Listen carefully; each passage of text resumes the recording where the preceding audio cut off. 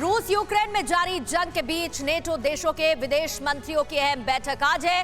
क्या संयुक्त राष्ट्र मानवाधिकार परिषद से बाहर हो जाएगा रूस? जंग खत्म होने का लेकर नेटो के चीफ ने कौन सा बड़ा दावा किया है? बाइडेन के बैन प्लान से कैसे होने वाला है रूस को बड़ा नुकसान?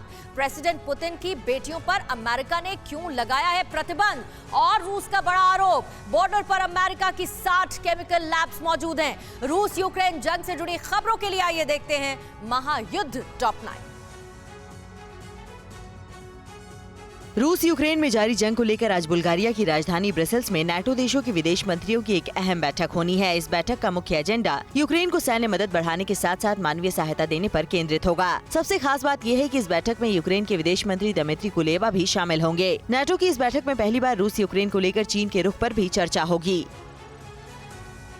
यूक्रेन के बूचा में कत्लेआम मचाने वाले रूस को मानवाधिकार परिषद से हटाने के लिए आज संयुक्त राष्ट्र महासभा में वोटिंग होगी। ये वोटिंग भारतीय समय के मुताबिक आज शाम करीब 7:30 बजे होगी। इससे पहले यूक्रेन के राष्ट्रपति जेलेंस्की रूस को संयुक्त राष्ट्र सुरक्षा परिषद से बाहर करने की मांग कर चुके हैं, जिसे यूएन में अमेरिकी प्रतिनिधि लिंडा थॉमस ने असंभव बताया। हालांकि लिंडा ने कहा कि पश्चिमी देश रूस को अलग थलग करने के लिए सब कुछ करेंगे। रूस यूक्रेन में जारी जंग को लेकर नाटो प्रमुख जेंस स्टोल्टेनबर्ग ने बड़ा दावा किया है। स्टोल्टेनबर्ग के मुताबिक फिलहाल रूस यूक्रेन जंग के खत्म होने की कोई संभावना नहीं है। ये युद्ध कई सालों तक चल सकता है। स्टोल्टेनबर्ग ने जोर देकर कहा कि नाटो गठबंधन को लंबी दौड़ के लिए तैयार रहने की जरूरत है। स्टोल्टेनबर्ग का दावा है कि रूसी सेना ने यूक्रेन के पूर्वी हिस्से में एक बड़े हमले की तैयारी की है। यूक्रेन के लिए आपने क्या किया है? इस सवाल के जवाब में अमेरिकी राष्ट्रपति जो बाइडेन ने कहा कि अमेरिका ने यूक्रेनी सैनिकों को ट्रेनिंग और हथियार दिए हैं ताकि वो जंग में रूस का मुकाबला कर सकें। बाइडेन ने दावा किया है कि अमेरिका समेत पश्चिमी देशों के आर्थिक प्रतिबंधों की वजह से इस साल रूसी जीडीपी में 2 अंकों की कटौती होगी, जबकि सिर्फ 1 साल के बैन से रूस को उसकी अर्थव्यवस्था में 15 साल के फायदे के बराबर नुकसान होगा। अमेरिका ने रूस के प्रेसिडेंट पुतिन की बेटियों के साथ साथ विदेश मंत्री लावरोव की पत्नी और बेटी पर प्रतिबंध लगा दिया है। पुतिन की बेटी मारिया और कैटेरिना की अमेरिका में मौजूद संपत्ति को फ्रीज कर दिया गया है। रूस के प्रधानमंत्री समेत कई बड़े राजनेताओं की संपत्तियों को भी फ्रीज कर दिया गया है। अमेरिका ने रूस के शीर्ष बैंकों के खिलाफ प्रतिबंध लगाने के साथ साथ अमेरिकी नागरिक के रूस में निवेश करने पर भी रोक लगा दी है।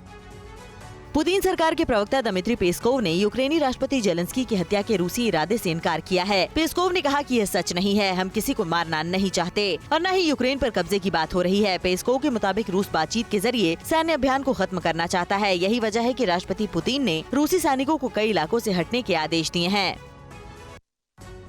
पेस्कोव ने पोलैंड में नाटो परमाणु हथियारों की तैनाती के सवाल पर भी प्रतिक्रिया दी है। पेस्कोव ने कहा कि नाटो का यह कदम रूस के लिए बड़ा खतरा होगा, लेकिन हमारी न्यूक्लियर पावर पोलैंड में किसी भी एटमी तैनाती से निपटने के लिए सक्षम है। पेस्कोव ने दावा किया कि यूरोपीय महाद्वीप में नाटो की परमाणु तैनाती इस इलाके में कभी भी स्थिरता नहीं ला पाएगी, बल्कि ऐसा करने से यूरोपीय महाद्वीप में तनाव और बढ़ेगा। रूसी रक्षा मंत्रालय ने दावा किया है कि अमेरिका रूस और चीन के बॉर्डर्स पर करीब 60 बायोलॉजिकल लेबोरेटरीज चला रहा है। अमेरिका इस मिशन पर 2005 से ही काम कर रहा है और करीब $5 बिलियन खर्च कर चुका है। संयुक्त राष्ट्र सुरक्षा परिषद की एक अनौपचारिक बैठक में रूस के परमाणु, जैविक और रासायनिक सुरक्षा विभाग के प्रमुख इगोर किरिलोव ने अमेरिकी जैव प्रयोगशालाओं से जुड़े कई दस्तावेज जारी किए।